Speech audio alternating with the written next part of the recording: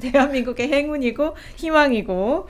자, 그러면 이게 봤을 때 어떻게 좀 이런 10대 극화 현상을 조금이라도 좀 예방을 하거나 이 현상을 좀 가라앉히려면 뭐부터 시작해야 된다고 보는지. 그러니까 어쨌든 뭐 지금처럼 하면 안 되고 학교 안으로 이런 것들을 편입해야 된다. 이게 어쨌든 지금 애들이 막 인스타그램에서 음지에서 이런 거를 소비하고 선생님하고 대화도 안 하려고 하고 학교에서는 잘 모르고 어른들 잘 모르고 그러니까 아예 이거를 이 토론하고 이런 것들을 제가 밥 먹으면서 했던 게 약간 그런 거잖아요. 그런 것들을 학교 안에서 수업 시간에 해야 된다. 근데 요즘에 학교에서 토론 수업 안 해요? 네. 한 번도 한 적이 없고 토론회도 뭐 국어 시간에 초등학교 5학년 국어 시간에 한 번 딱 했는데 봄, 여름, 가을, 겨울 중에 어떤 계절이 가장 좋다고 생각하는지 이런 내용을 토론한단 말이에요. 그건 토론이 아니고 그러니까요. 선호도 조사 아니야? 그게 토론이 토론이 아니에요. 아 나는 뭐 추워서 겨울이 더 좋아 이런 얘기를 하는 게 토론이라고 주장하고 있는 건데,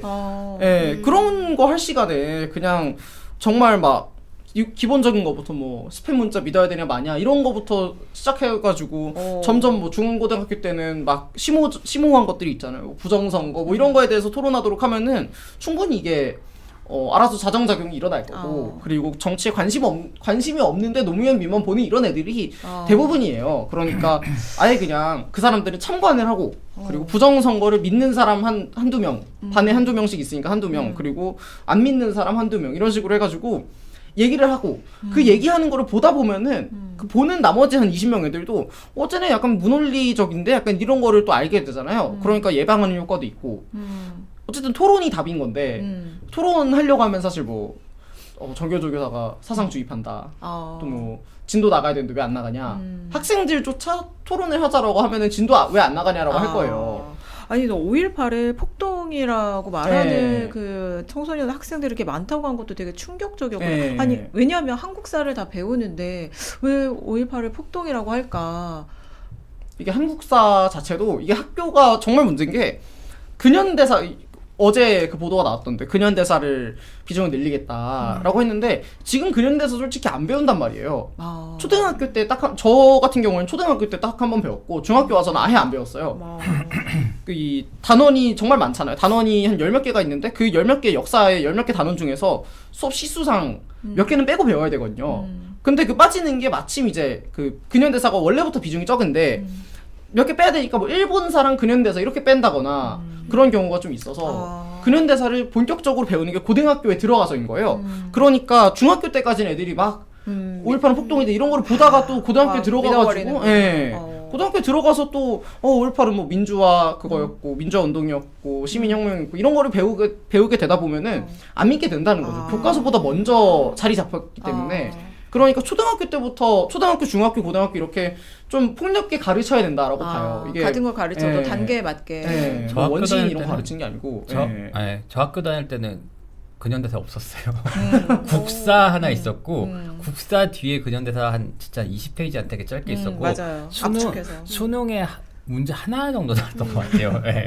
맞아요. 근데 사실 중요한데 뭐 슈퍼챗 지금 소개하려고. 이피님이 성욱쿤 밥 뭐 사줬는지 물어봐도 되나요? 마음이 열리는 메뉴였나봐. 전매추로 딱이다. 다들 이거 보시고 식사하셔야 돼가지고. 뭐예요? 그때 일본 일식집에 가가지고 라멘 먹어봤어. 라멘 맛있겠다. 라멘. 근데 그 해외 취재도 했기 때문에 그 취재를 하고 나서 이런 거는 우리나라에서도 좀 바로 시작을 해볼만 하겠다. 우리 교육부랄지 아니면 학교 교육 현장에서 그러니까 이런 건 좀 해볼만 하겠는데 싶었던 것도 있을 것 같아요. 근데 사실 다 해볼만 해요. 그러니까 못할 건 없는 것 같아요, 사실. 왜냐면 그 핀란드나 독일이라고 해서 뭐 교사가 뭘 주입을 한다든지 뭐 그런 일이 없거든요. 그냥 교사는 진행을 하고 학생이 생각할 수 있도록 계속 돕는 수업을 하기 때문에 뭐 저는 그날 수업을 듣고 그 교사의 정치색이 뭔지 알 수 없는 채로 그냥 당연히 끝났어요. 그래서 그 사실 하자면 다 바로 적용할 수 있다고 저는 생각을 하는데, 이 문제에 그 관심을 갖고 바로 뭔가 이제 실행을 하는 것, 뭐라도 시작을 해보는 게 중요하겠네요. 그렇죠. 계속 왜냐하면 이 사안이 계속 언론들도 보도를 하고 심지어 이 청소년 언론에서도 다루는 사안인데 정부가 정말 관심을 가져야 될 것 같아요. 왜냐하면 이제 지난번에 국회 교섭단체 대표연설에서 장동혁 국민의힘 대표가 이제 갑자기 선거 연령 하향 문제를 들고 나왔거든요. 네. 만 16세로 선거 연령을 낮춰야 된다. 네. 갑자기. 지방선거가 얼마나 좀 쪼들리면은 그런 생각을 어린 애들까지 했어요? 가져다가 근데 그게 그 배경에는 10대 중에 이렇게 극우화된 10대가 많은 이 현상을 좀 등에 업고 국민의힘 네. 지지율을 높여보려는 거 아니냐 이런 해석도 나왔었는데 그 아마 기사 봤을 텐데 보고 나서 네. 어떤 생각이 들었어요? 아니 저희도 기사 내고 사설 내고 했는데 이게 어쨌든 10대들은 국민의힘 지지율이 꽤 높게 나오게 돼 있어요. 과반이 넘을 거예요, 국민의힘이. 왜 그런 거죠? 저 어렸을 때는 정말로 국민의힘을 그러니까 새누리당, 한나라당을 지지한다는 거는 중학생, 고등학생 때는 생각하기 되게 어려운 일이었거든요. 네. 남녀를 불문하고. 저도 왜 그런지 잘 모르겠는데 그러니까 예, 이게 예. 이 현상이 진보와 보수가 바뀌어서 일어날 수도 있는 거잖아요. 예를 들면 이제 보수나 극우 정치인들 대상으로 한 밈이 나타날 수도 있는 거. 근데 이게 왜 이렇게 사실 이제 됐을까? 제가 봤을 때는 사실은 그게 옳다는 것이 아니라 네. 저 어렸을 때를 제가 반추해 보면은 네. 그 기득권이라는 거에 대한 반감이 기본적으로 있는데 그동안의 지금 민주당 말고 그동안의 민주당이 이제 정권을 갖고 오고 이런 과정에 대한 그 반감들이 좀 있는 것 같더라고요. 특히 뭐 이제 문재인 정부 시절 같은데 뭐 그런 것들이 저는 분명히 느꼈거든요. 이제 뭐 그때도 민도 많이 나왔고 뭐 국민의힘이라고 무조건 출입하는 입장에서 국민의힘이 뭐 지금은 극우 정당 비슷한데 그래도 그 이전에 되게 합리적이고 괜찮은 분들 많았고 좋은 정책도 많이 내놨었던 정당이거든요. 내가 뭔 얘기하려고 그랬지? 근데 왜 이렇게 근데 청소년이 하여튼 그러면서 이제 지금은 국민의힘이 진보가 이제 아니고 국민의힘이 찌그러들면서 이제 그 우리 사회의 주류라든가 기득권이 이제 민주당이라고 생각하는 사람들이 좀 그 친구들이 좀 있는 것 그럼 같더라고요. 기득권에 대한 반감? 이게 사실 뭐 민주당의 정책에 대한 반감, 뭐 문재인 정부에 대한 반감이라기보다는 이 문재인 정부 탄생할 때 저는 초등학교 1학년이었고 퇴임할 때 초등학교 6학년이었어요. 그러니까 그렇게 막 문재인 정부 때 뭐 부동산이 올랐니 뭐니 해도 체감이 안 돼요. 그리고 청소년들 그게 그 입장에서는. 10대 네. 입장에서 그렇게 뭐 이게 살고 죽는 문제도 네. 아니고 뭐 어차피 집 물려받는 거는 몇십 년 뒤인데 우리 집값이 떨어지네 마네 할 게 없단 말이에요, 청소년들. 그것까지 생각하기가 쉽지 네. 않죠. 그리고 보통 그 생각을 안 해요. 그러니까 제 추측은 뭐 민주당과 뭐 문재인, 노무현 이런 거에 대한 반감이라기보다는 아예 그냥 지금 부모님 세대에 대한 반감이다. 이거 어떻게 보면 맞아. 약간 사춘기니까 당연할 수밖에 없어요. 네, 맞아요. 그런데 지금의 부모 세대가 이 민주당 지지하고 그러면서 맞아요, 어느 정도 맞아요. 모순적인 면들이 좀 네. 있었다라고. 대표적인 게 이제 MBC 사장님, 전 사장님의 아드님. 그러니까 이제 그 부모 세대들이 되게 강제적이고 강압적인 방식으로 그 민주당에 대한 지지를, 특히 문재인 정부 민주당에 대한 지지를 굉장히 강요했었던 걸로 저는 기억을 하고 있거든요. 그런 거에 대한 반항심도 분명히 표출된 게 있을 거라고 봐요.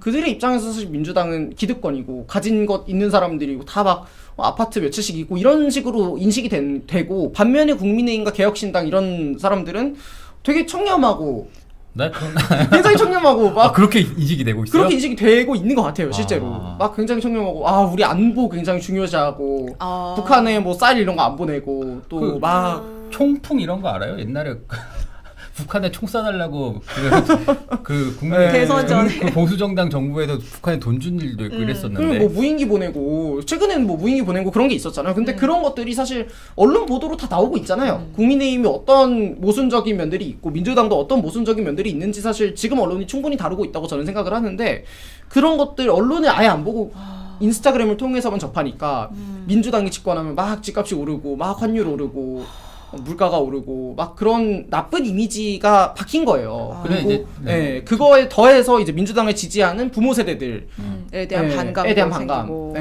이 부모 세대에 대한 반감이라고 하니까 생각이 난 게 저희가 특히 남학생한테 극우화 이 경향이 뚜렷하게 보이는 이유를 한 3가지로 정리를 하면, 그 중에 하나가 아까 말씀드렸던 뭔가 패션 구구, 남성성을 과시하기 위한, 그리고 나머지 이제 2개 이유가 다 여기랑 조금 연결이 되는데요. 이제 하나는 부모님 세대 때는 뭔가 다 누리는 것 같았는데 근데 이제 내가 이렇게 학교 생활을 해보니까 나는 누리는 게 없고 여자애들한테만 뭔가 유리한 것 같고 이런 생각을 하게 되면서 이제 남학생들이 그거에 좀 더 노출이 되는 경우가 있고 또 그 20대 남성도 비슷한 그 정서를 공유를 하고 있잖아요. 근데 게임 커뮤니티에서 10대 남학생들이 20대 형아들을 많이 만나게 되거든요. 이제 뭐 오프라인으로 만난다는 게 아니라 이제 채팅창이나 이런 데에서 그런 데서 이제 20대 남성들이 공통적으로 그 부모 세대, 윗세대에게 갖고 있는 어떤 적개심이나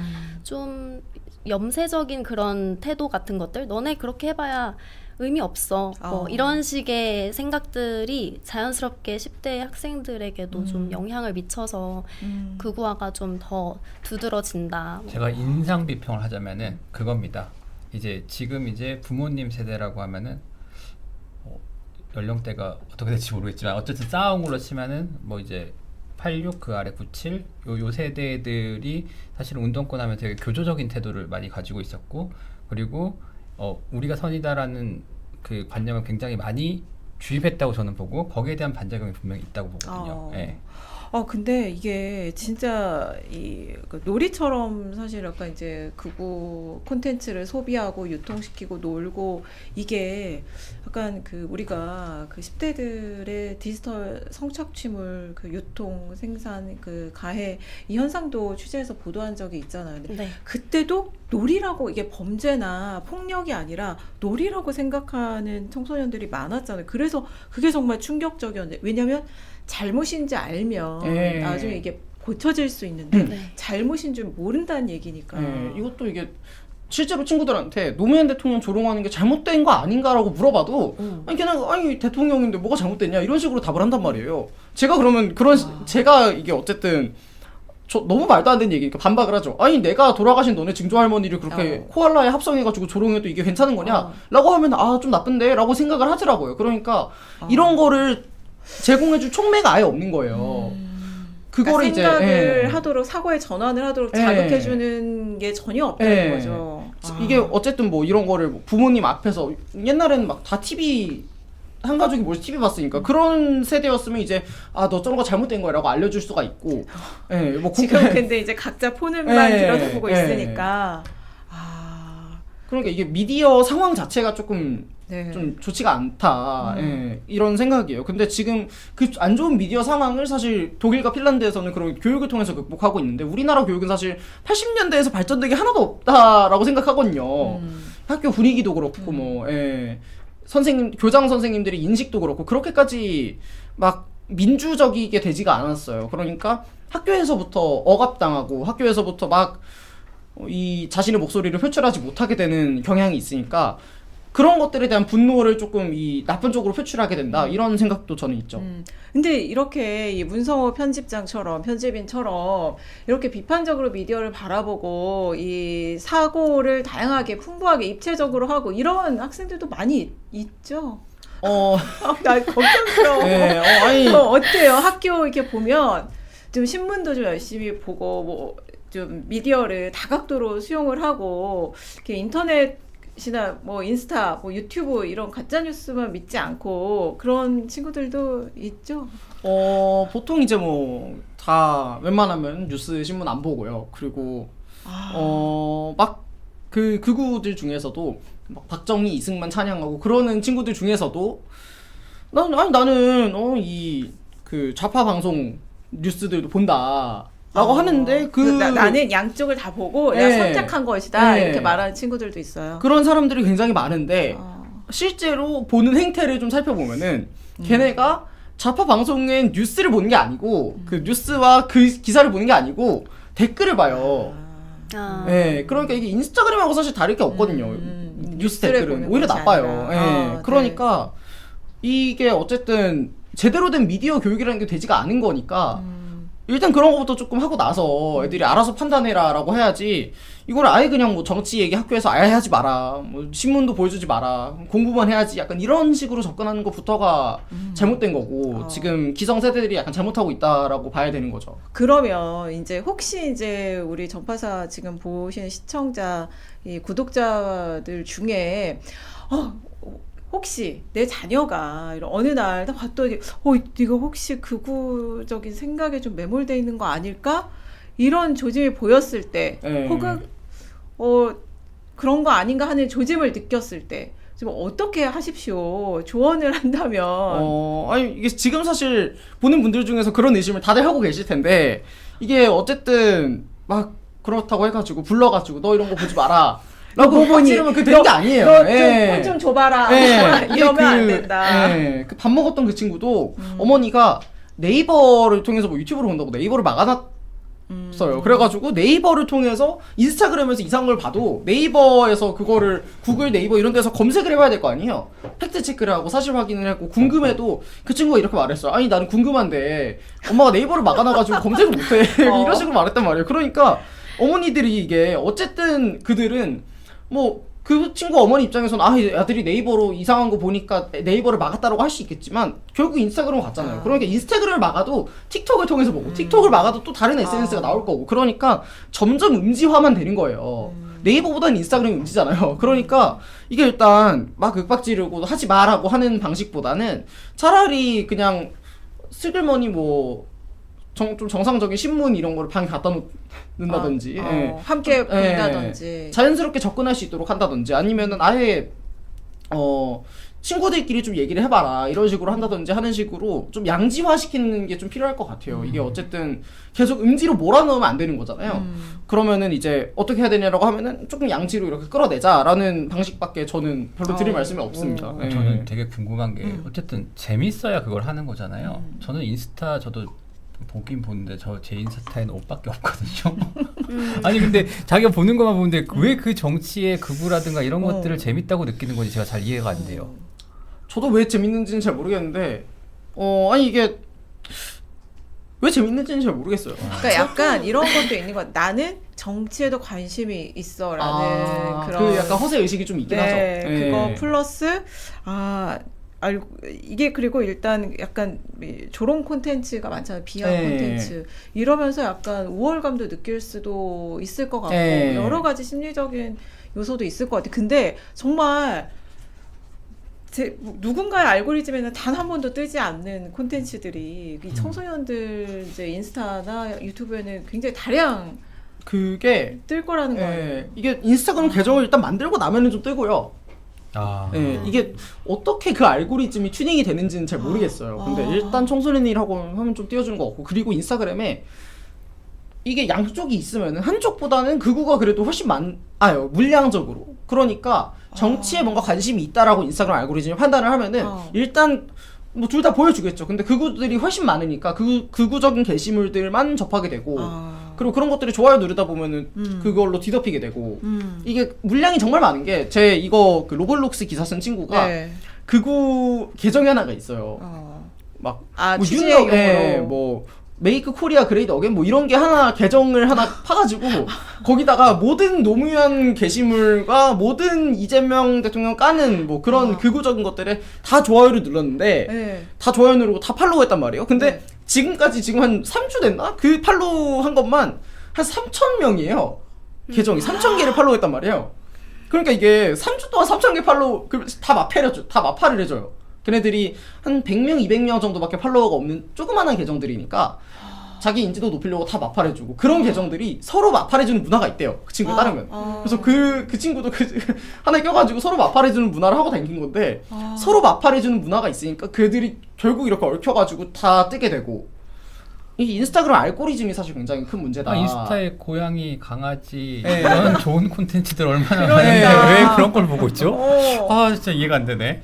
그러니까 이게 그런 게 좀 자극적이기도 하고 그래서 그런 거지. 진짜 아무튼 좀 신기한 일이기도 한데 어쨌든 현실이 그러니까 이제 이걸 어쨌든 이 현상을 조금이라도 개선을 하려면 이제 부모님들도 좀 이제 그런 대화를 안 하는 것보다 피하는 것보다 그냥 하시라. 정치 현상이나 뭐 신문도 좀 같이 보면서 일부러라도 하고 내 자녀가 무슨 생각을 갖고 있는지 좀 알아야 뭐 얘기가 또 될 테니까 그거부터 좀 시작을 하면 좋겠다.